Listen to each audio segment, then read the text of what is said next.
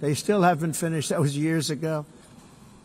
The project was so corrupt that Congress actually asked me to testify before them on the tremendous waste of money, because it turned out that they had no idea what it was, but they knew it was anywhere between $2 and $4 billion as opposed to $500 million with a guarantee.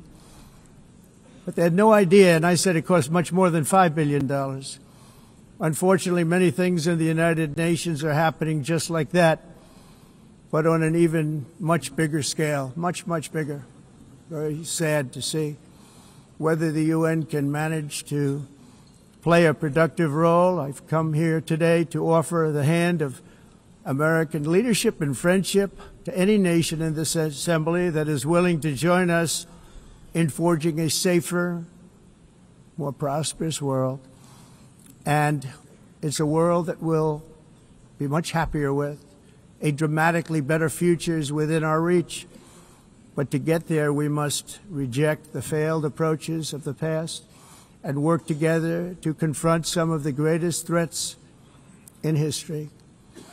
There is no more serious danger to our planet today than the most powerful and destructive weapons ever devised by man, of which the United States, as you know, has many. Just as I did in my first term, I've made containing these threats a top priority, starting with the nation of Iran. My position is very simple.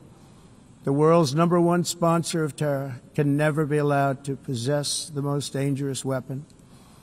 That's why, shortly after taking office, I sent the so-called Supreme Leader a letter making a generous offer. I extended a pledge of full cooperation in exchange for a suspension of Iran's nuclear program.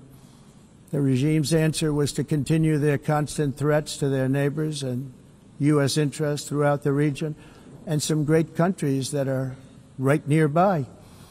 Today, many of Iran's former military commanders, in fact, I can say almost all of them, are no longer with us. They're dead.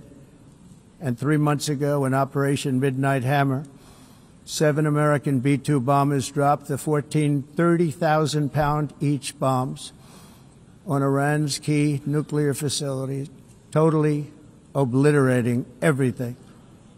No other country on earth could have done what we did. No other country has the equipment to do what we did. We have the greatest weapons on earth. We hate to use them. But we did something that for 22 years people wanted to do. With Iran's nuclear enrichment capacity demolished, I immediately brokered an end to the 12-day war, as it's called, between Israel and Iran, with both sides agreeing to fight no longer. As everyone knows, I have also been deeply engaged in seeking a ceasefire in Gaza. Have to get that done. Have to get it done. Unfortunately, Hamas has repeatedly rejected reasonable offers to make peace. We can't forget October 7th, can we? Now, as if to encourage continued conflict, some of this body is seeking to unilaterally recognize a Palestinian state. The rewards would be too great for Hamas terrorists for their atrocities. This would be a reward for these horrible atrocities, including October 7th, even while they refuse to release the hostages or accept a ceasefire. Instead of giving to Hamas and giving so much, because they've taken so much, they have taken so much. This could have been solved so long ago. But instead of giving in to Hamas's ransom demands, those who want peace should be united with one message: release the hostages now. Just release the hostages now. Thank you.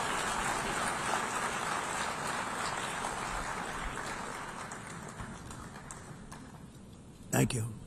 As we have got to come together, and we will come together, got to get it done. We have to stop the war in Gaza immediately. We have to stop it. We have to get it done. We have to negotiate, immediately have to negotiate peace. We got to get the hostages back. We want all 20 back. We don't want 2 and 4. As you know, I got along with Steve Witkoff and others that helped us, Marco Rubio. We got most of them back. We were involved in all of them. But I always said the last 20 are going to be the hardest, and that's exactly what happened. We have to get them back now. We don't want to get back 2, and then another 2, and then 1, and then 3. Have this process. No, we want them all back, and we want the actually 38 dead bodies back too. Those parents came to me, and they want them back, and they want them back very quickly and very badly, as though they were alive. They want them. They want them every bit as much as if their son or daughter were alive. I've also been working relentlessly, stopping the killing in Ukraine. I thought that would be, of the 7 wars that I stopped, I thought that would be the easiest because of my relationship with President Putin, which had always been a good one. I thought that was going to be the easiest one. But, you know, in war, you never know what's going to happen. There are always lots of surprises, both good and bad. Everyone thought Russia would win this war in 3 days, but it didn't work out that way. It was supposed to be just a quick little skirmish. It's not making Russia look good. It's making them look bad. No matter what happens from here on out, this was something that should have taken a matter of days, certainly less than a week. And they've been fighting for 3.5 years and killing anywhere from 5,000 to 7,000 young soldiers, mostly soldiers, on both sides, every single week, from 5,000 to 7,000 dead young people, and some in cities, much smaller numbers, where rockets are shot, where drones are dropped. This war would never have started if I were president. This was a war that should have never happened. It shows you what leadership is, what bad leadership can do to a country. Look what happened to the United States, and look where we are right now in just a short period of time. The only question now is how many more lives will be needlessly lost on both sides. China and India are the primary funders of the ongoing war by continuing to purchase Russian oil. But inexcusably, even NATO countries have not cut off much Russian energy and Russian energy products, which, as you know, I found out about 2 weeks ago, and I wasn't happy. Think of it. They're funding the war against themselves. Who the hell ever heard of that one?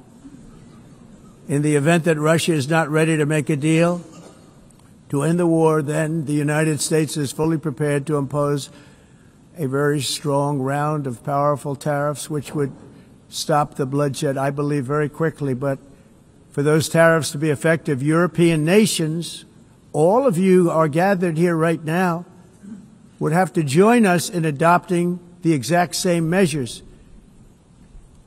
I mean, you're much closer to this. We have an ocean in between. You're right there. And Europe has to step it up. They can't be doing what they're doing. They're buying oil and gas from Russia while they're fighting Russia. It's embarrassing to them, and it was very embarrassing to them when I found out about it, I can tell you that. They have to immediately cease all energy purchases from Russia. Otherwise, we're all wasting a lot of time. So I'm ready to discuss this. We're going to discuss it today with the European nations, all gathered here. I'm sure they're thrilled to hear me speak about it, but that's the way it is. I like to speak my mind and speak the truth. As we seek to reduce the threat of dangerous weapons today, I'm also calling on every nation to join us in ending the development of biological weapons once and for all. And biological is terrible, and nuclear is even beyond, and we include nuclear in that. We want to have a cessation of the development of nuclear weapons. We know, and I get to view it all the time. Sir, would you like to see? And I look at weapons that are so powerful that we just can't ever use them. If we ever use them, the world literally might come to an end. There would be no United Nations to be talking about. There would be no nothing.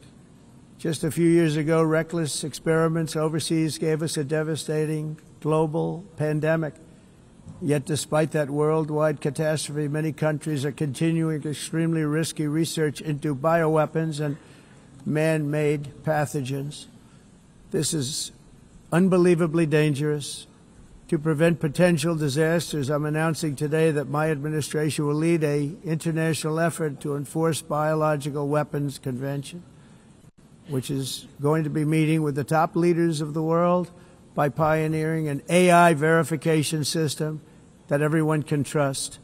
Hopefully the UN can play a constructive role, and it will also be one of the early projects under AI. Let's see how good it is, because a lot of people are saying it could be one of the great things ever, but it also can be dangerous, but it could be put to tremendous use and tremendous good, and this would be an example of that. Not only is the UN not solving the problems it should, too often, it's actually creating new problems for us to solve. The best example is the #1 political issue of our time, the crisis of uncontrolled migration. It's uncontrolled. Your countries are being ruined. The United Nations is funding an assault on Western countries and their borders. In 2024, the UN budgeted $372 million in cash assistance to support an estimated 624,000 migrants journeying